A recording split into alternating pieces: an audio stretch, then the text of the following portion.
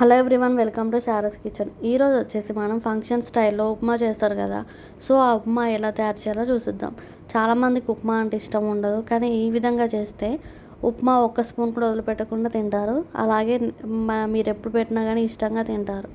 So రెసిపీలోకి వచ్చేస్తే ముందుగా ఒక ప్యాన్ పెట్టుకొని 2 స్పూన్స్ గీ వేసుకొని పల్లీలు అలాగే శనగపప్పు వేసుకొని ఒక హాఫ్ టీ స్పూన్ జీలకర్ర, హాఫ్ టీ స్పూన్ ఆవాలు కూడా వేసుకొని ఫ్రై చేసుకోవాలి.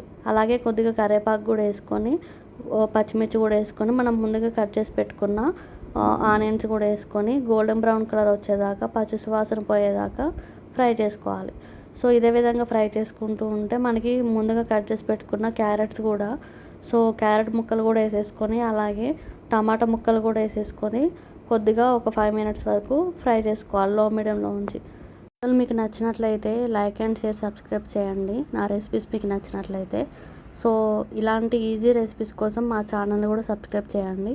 సో ఈ విధంగా టమాటా ముక్కలు కూడా వేసుకొని అవి సాఫ్ట్ అయ్యేదాకా ఫ్రై చేసుకోవాలి.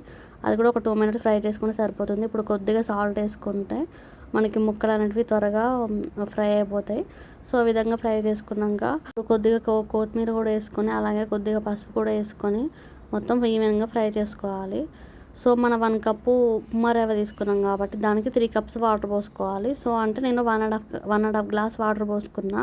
సో మీరు కూడా అంతే, ఎంత కొలతతో తీసుకుంటే దానికి 3 వాటర్ పోసుకుంటే సరిపోతుంది. సో 1.5 గ్లాస్ వాటర్ పోసుకొని హై ఫ్లేమ్లో ఉంచి సాల్ట్ సరిపోయిందో లేదో చూసుకొని సో వాటర్ని ఇలా మరిగించుకోవాలి. సో ఈ విధంగా మరుగుతున్నప్పుడు మనం ఉప్మా రవ్వ పోస్తూ అలాగే గంటతో తిప్పుతూ కలుపుతూ ఉండాలి. సో ఈ విధంగా కలుపుతూ ఉంటే మనకి ఉండలు కట్టకుండా ఉంటుంది. అప్పుడు ఉప్మా కూడా సాఫ్ట్గా వస్తుంది.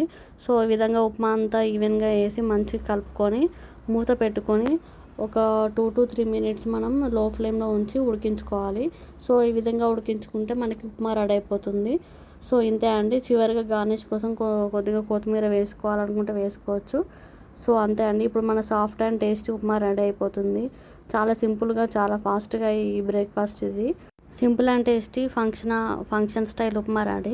సో ఇంతే అండి. మనం వేడివేడిగా ప్లేట్లో సర్వ్ చేసుకొని పికిల్స్తో కానీ లేదా పల్లి చట్నీతో కానీ సర్వ్ చేసుకుంటే సూపర్ టేస్టీగా ఉంటుంది. సో ఉప్మా ఇష్టం లేని వాళ్ళు కూడా ఇష్టంగా తింటారు ఇది. సో ఇంతే అండి. సో ఈ విధంగా మీరు కూడా ట్రై చేసి రెసిపీ ఎలా వచ్చిందో నాకు కామెంట్లో మెన్షన్ చేయండి. సో ఇంతే అండి. Simple and tasty function style upma ready. So ఈ విధంగా మనం పికిల్స్తో ట్రై చేస్తే సూపర్గా ఉంటుంది. సో నా వీడియోలు మీకు నచ్చినట్లయితే లైక్ అండ్ షేర్, సబ్స్క్రైబ్ చేసి మరిన్ని రెసిపీస్తో నా ఛానల్ని సబ్స్క్రైబ్ చేయండి. Thank you all.